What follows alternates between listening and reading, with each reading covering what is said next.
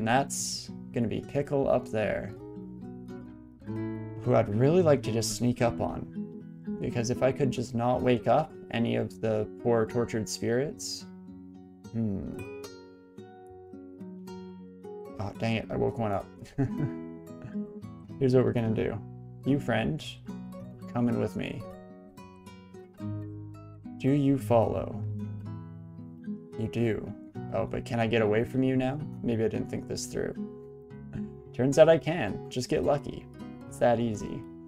Oh no, and then they caught back up on random energy. Let's hope that we can get some lucky timing on this. Maybe get to the stairs just as we create a gap. Dang you, game. I don't want to hurt you. Your poor, innocent, tortured soul. Okay, one more time. We're not exactly in danger, so I will do this. And I promise that I won't keep this up for hours or anything like that. We'll give up at some point and just bite the bullet. I guess we are playing as a bit of a more traditionally evil species here. Most people would, I think, consider vampires evil to some degree or another. So maybe we can justify being slightly more devilish than we normally would. Don't step to me, please. So close, so far away. Okay, new plan.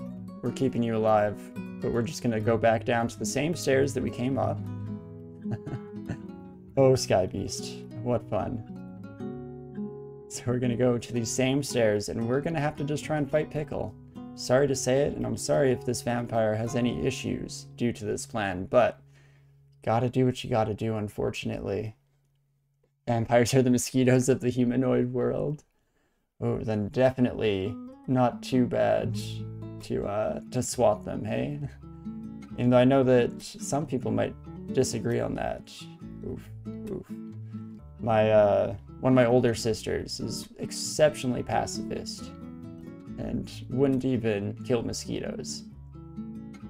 I definitely don't expect most people to put in that level of moral high ground, as it were.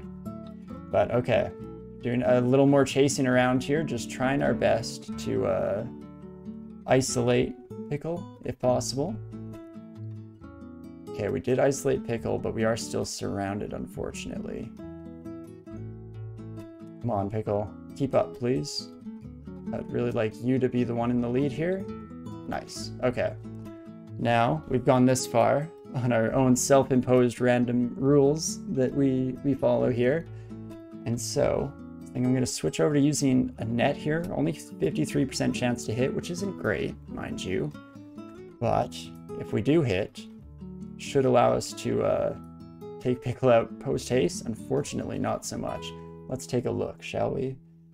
39 health, 9 plus a +1 whip of flaming. So at least the whip is a low base damage weapon.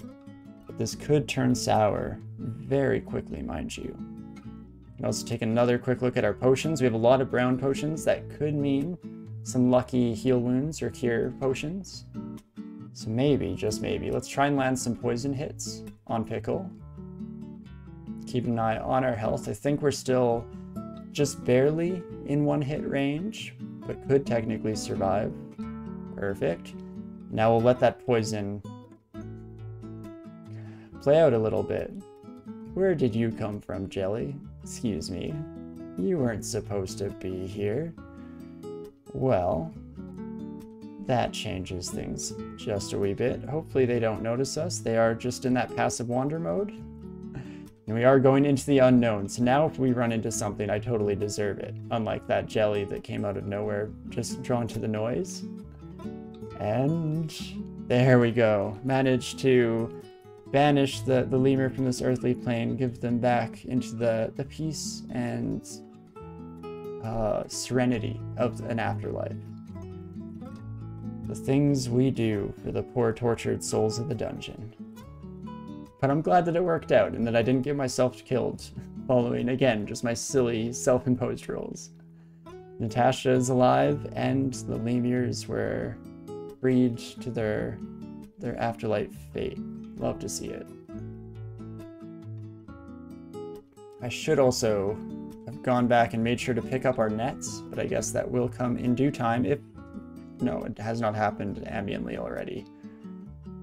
And we run into our first ogre of the game. So this is where we are potentially dealing with some of the new changes. I think in the original melee changes, ogres got exceptionally dangerous because they were hitting as fast as other monsters. And then in the slight nerf that they did to that, they did make ogres attack slowly. Oh yeah, it attacks very slowly. It says it right there. Would you look at that?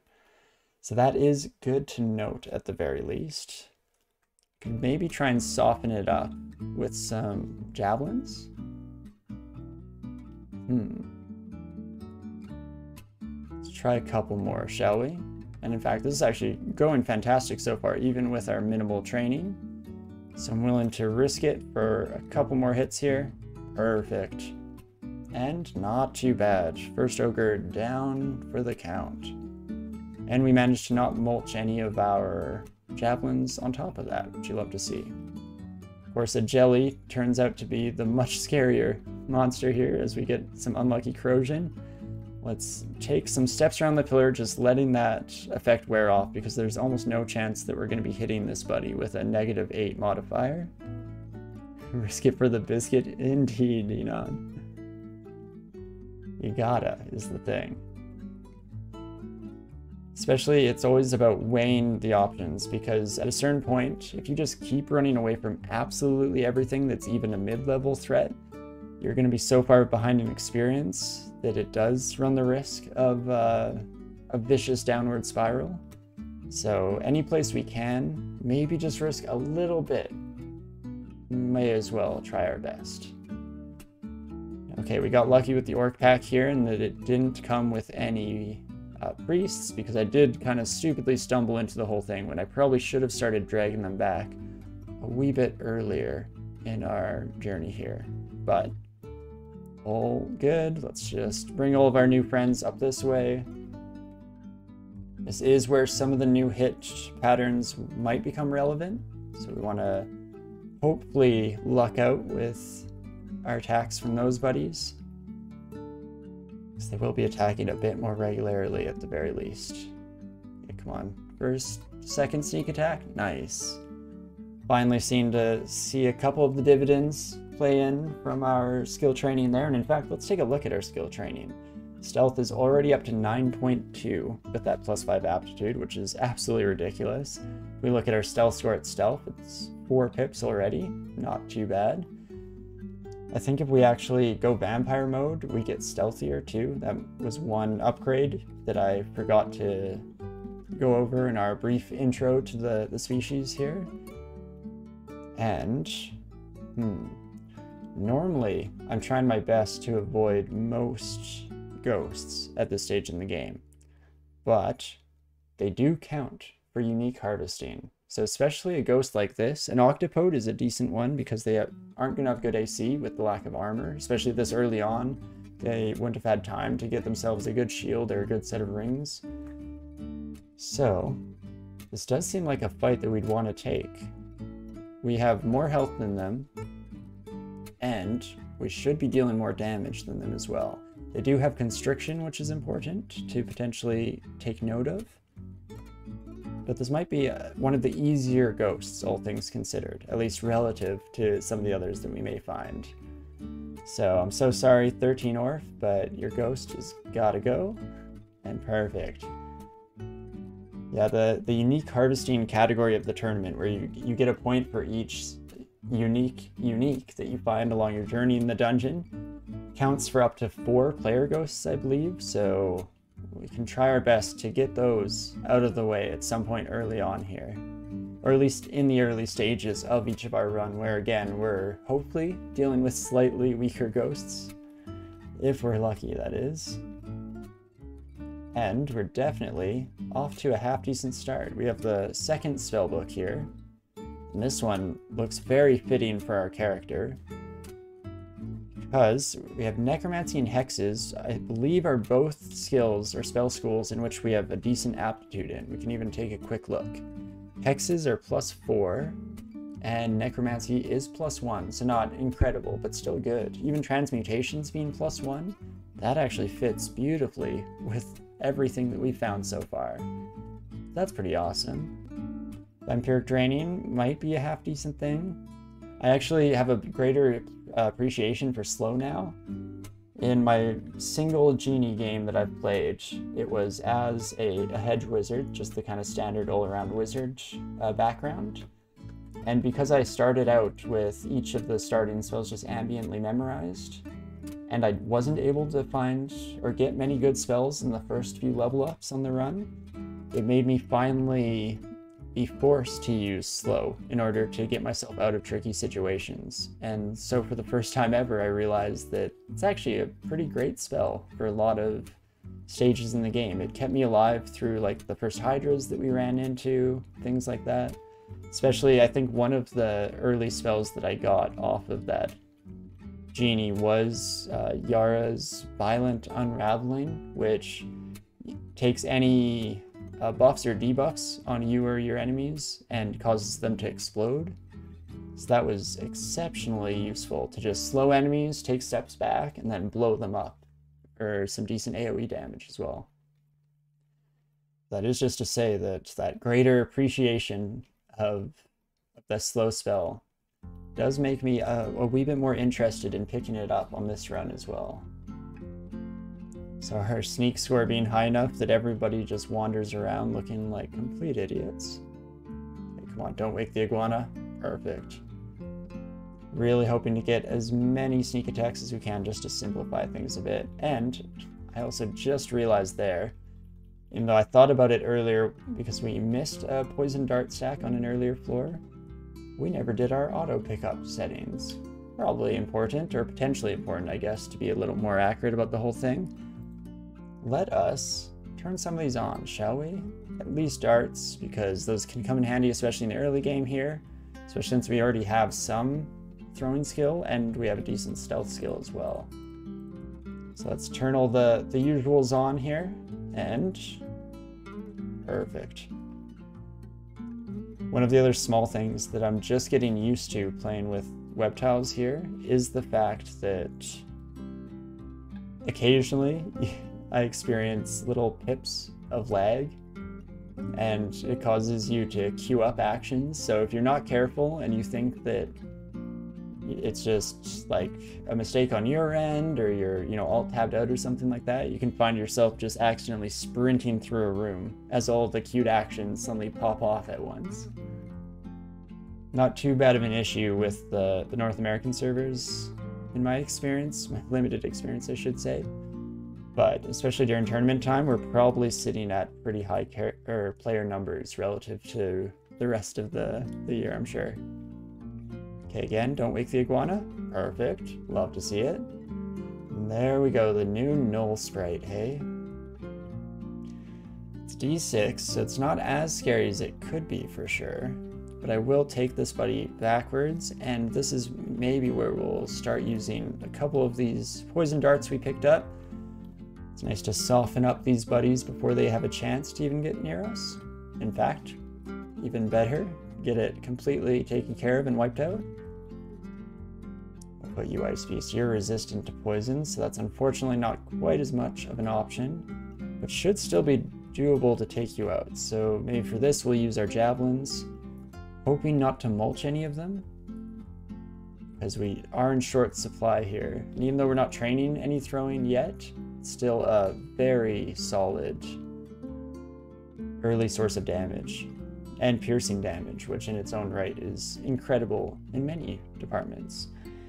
But we'll see. You might have seen that we attracted the attention of, is this a Knoll Sergeant here? It is indeed, with a +2 Sphere of Venom. Don't really want to fight you, bud. Let's switch tacks for a bit. Try out another stairway, shall we? Ideally sneaking up on a few more of these bad boys. Oh geez, we're marked, and we have a centaur on us. What a fun combination. The one thing that completely screws us over as a sneaky buddy here is getting marked like this, because unfortunately, not only does it draw the enemies to us, but it also just wakes them all up in the first place, which you don't love to see. What's going on in this vault? Some zombies, some poison. Ogre zombie. Just debating if we might want to come back here later. I don't think we're ready for it yet. Just these 3 ogre zombies alone are going to be pretty tough. Though maybe completely kiteable. Interesting, but regardless, I'm going to leave that alone for now until we maybe switch into an undead mode and we're a little bit stronger on top of that. And let's just try to draw these buddies to us a couple at a time, shall we? Even the centaur shouldn't be too bad in this close of range as long as we can close that distance quickly. Fortunately, they haven't quite learned how to kite yet, so that's solid. And what kind of damage are we dealing with here? Up to 8 damage, only 50% chance to hit. I'll take that. Again, Howler Monkey is waking up enemies and calling attention to us. But not too bad to take them out on their own. And Prince Ribbit, oof. This is a bit of a scary fight for me at this stage in the game. So I think I'm going to just head right back up the stairs. And was there one more downstairs we hadn't explored? Where did you come down? Right. Right. I remember that now. Well, maybe, just maybe, our marked shenanigans and the hijinks on that side of the level have drawn the Gnoll Sergeant away from this stair. And in fact, we do see that to be the case. So we'll take advantage of that fact, re-pick up all of our javelins, and reinitiate with just a couple of these buddies. The ogre with a spiked club potentially being a pain in the butt, so let's retreat and let the poison take place. Perfect. And how much damage do you do? 17 plus your giant club. Up we go, heal up, and then go right back down because I do think I can at least take this fight. 75% chance to hit now, much better than before, and let's try and kill this buddy before our net breaks. Perfect. And now please don't run into Ribbit. That would be fantastic. Prince Ribbit at least isn't the worst, too strong of a unique for us to run into because we are able to arc them on different levels just by extension of them casting Blink exceptionally often, I should say. But in order to do that, we do have to survive a decent amount at the very least. And also Sky Beasts, not quite as big of a challenge as they otherwise might be thanks to our innate See Invisible, which you love to see. We'll also definitely throw this cloak on for the extra AC point. Haven't been paying huge attention to armor, but I am really enjoying the stealth mechanics in the run so far, so I don't think I'd be switching into a heavier set necessarily at this stage. Instead, I'd like to try and take advantage of some of our stealth at the very least. Perfect. And there we go, not too bad all things considered. A lot of undead enemies, so we're not getting... Holy cow. Not getting full advantage of our poison effects, but it's still something. And a Cyclops, hey? That's not fun. This might be the end of our exploration on this floor for the time being, which isn't that bad. We managed to eke out a few more experience points, a few more pieces of loot than we otherwise might have. So I'll just do a tiny bit of manual exploring into the far side of the map. The far side from both Prince Ribbit and that Cyclops. D6 Cyclops lol, indeed. God, I love those out-of-depth monsters. In all seriousness, I kind of do. Keeps things fun and interesting, don't it? Okay, just one Gnoll has officially seen me, so I'll take this buddy on a little bit of an adventure here. Perfect. I would have liked to get a couple darts hit. Perfect. Ramp up some poison damage before they get to us. In fact, that Gnoll should just be dead. Love to see it. And even the Gnoll Sergeant themselves, I think we're in a better spot to take care of now. Especially with the retreat path behind us here. You can always start to run away a bit. And and even take advantage of the fact that our buddy here has a spear. Because at any point, we can just retreat up the stairway without them following us. Yesterday, you had a nightmare D7 with 2 Cyclops, 2 Acid Dragons, a Gargoyle, Hydra, and an Unseen Horror. Oh my gosh, that's just too much game. That's where you know that the RNG really has a problem with you as a person, or something. Do I keep trying for this fight, or do we use this as an opportunity to escape? Going to take a quick look in our inventory. We do have a couple of decently high stacked potions here with the 5 and the 3. Most likely have a curing amongst them, so we shouldn't have to worry about becoming lethally poisoned. Oh, there we go. First mess up on my part, based on my experience. I constantly try and right click on enemies, but Exavine is the only way to go about it in web tiles here. And, not a lot of health left on this buddy. Oh, I should have actually done, or taken a better look at the max damage we're dealing with. 11 damage plus that spear. It's probably, the right move would probably be to just run away for the time being, but did kind of want one more attempt with the dart here, and now we are lethally poisoned, so it's going to be some blind quaff time.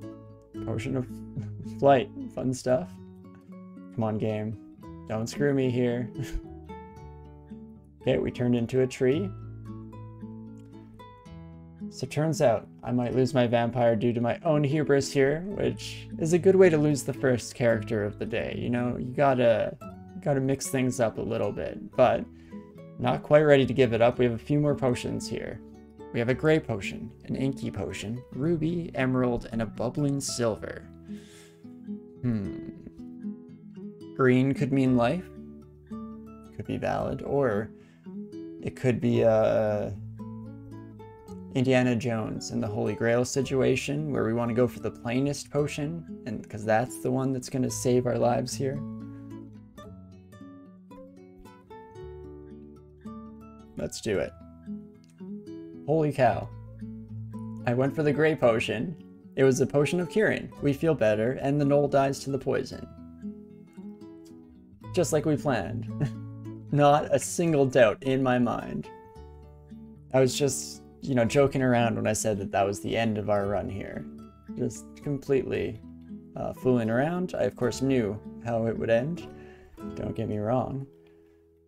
And I will take that. Our second lease on life here. Not that we necessarily deserve it whatsoever. Completely running the gauntlet there for absolutely no reason whatsoever.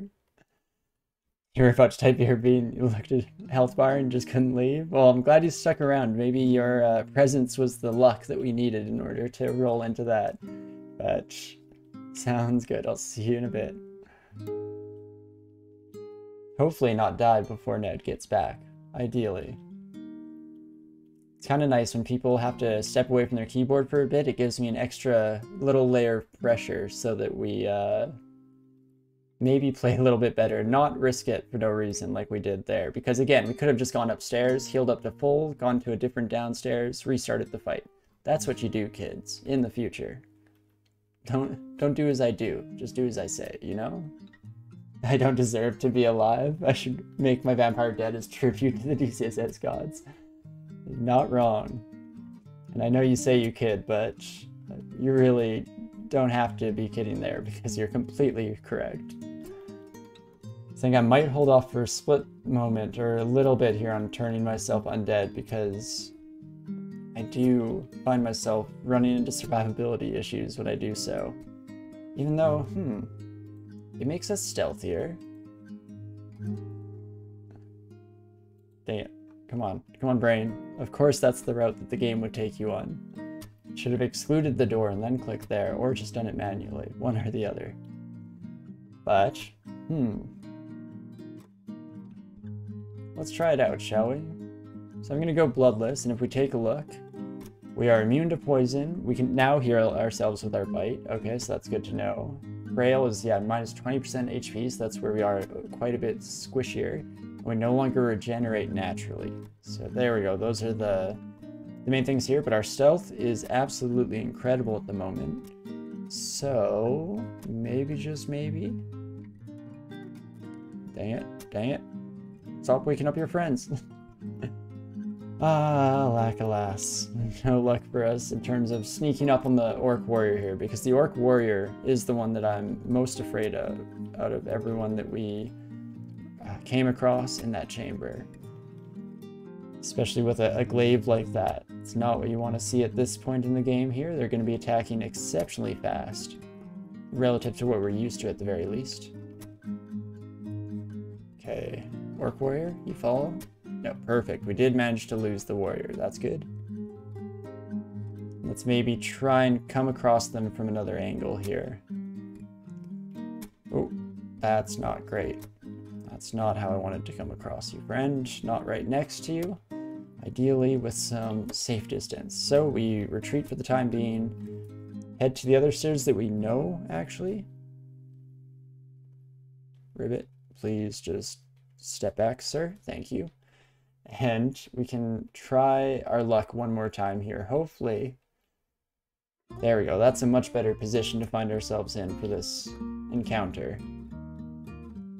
We won't make the same silly moves that we did with the Knoll Sergeant. For this buddy, I will just retreat if things are looking dire whatsoever. Because of 15 damage plus a Vorpal Glaive, it's going to be brutal. So, is there anything else I could throw into the mix here? Could try and use our throwing net to hold them back, get a few more ticks of poison damage going on. Definitely not a bad idea. And I guess that's pretty much it. Still no evocables at this stage in the game, unfortunately. But still is something at the very least to just stack on as much poison as we can. Then we'll take a few steps back and use our last throwing net. Please hit. Unfortunately not. Well, let's see how well our poison does on its own. We can do some quick little circle maneuvers here. It's not looking like it's going to kill our new friend here, so unfortunately, I was about to say we might have to retreat, but then would you look at that? I'll be darned. Of course it pretty much kills it. One take a poison away potentially from killing our new friend here. So if we go down, they have to step next to us, which is nice. And I can survive at least one hit from a glaive, but let's not risk 3. Oof. So, out we go. Did risk it a wee bit there, even though I had said that we wouldn't, of course, but you gotta do what you gotta do. And in doing so, we did manage to give ourselves another gap here. So I'm tempted to take a few steps away, try... Oh, that's a javelin, not a poison dart. Shucks. Did I use all my poison darts? Nope, just messed up. Good to know. Again, though, we're an extra space away, so I don't think, unless we're unlucky with random energy, I don't think we're going to be dying right away. And in fact, it looks like he might have caught up to us if I had tried it that turn, so scratch all of that. Fortunately, though, we did see that we have this retreat path to just run along. And I talked a big game about not getting myself into the same stupid situations, and here we are. I can go upstairs while the warrior's poisoned and they'll stay poisoned even out of sight. Really? For whatever reason, I thought that that wasn't the case. I have no idea what I was going off of now. But we backed ourselves into a corner. Against all odds, I found a way to almost throw it all. So, could blind chug. We could go for some luck plays here. If we XV, it's a 57% chance to hit. So it's possible that we get out in one piece, but not likely. And what else do we have here? Bat form isn't going to do anything for us right now. Lignification gives us a bit of health, but then we're truly in it for the long haul here. We either beat this fight or we die. So, otherwise, what have we got? Potions? 2 inky potions, could be heal wounds, and 1 heal wounds will get us potentially out of this tricky situation. Yeah, a lot of effects will disappear when I'm out of sight, but poison sticks, it's mostly magic effects that disappear. Perfect. That is good to know because, yeah, so many of the effects in the game, like you say, are just completely based on that reciprocal vision. I think I'm mostly used to, like, trying my very best not to get my summons and my, like, orc companions killed when you're playing as a hill orc of BO. So that's where my mind kind of goes, is, like, if they're out of sight, nothing's happening. But that is good to know that poison, at the very least, should keep it up. You know what? I think I will quaff a potion here. There are other options again, but I'm feeling lucky. There's no way that we die here. Okay, it was a potion of attraction, so we died here, is the thing. But that's good, a little pressure off of our back, the first death of our journey so far. And in fact, we had a scroll of acquirement on us and everything. Perfect timing, save it. Love to see it.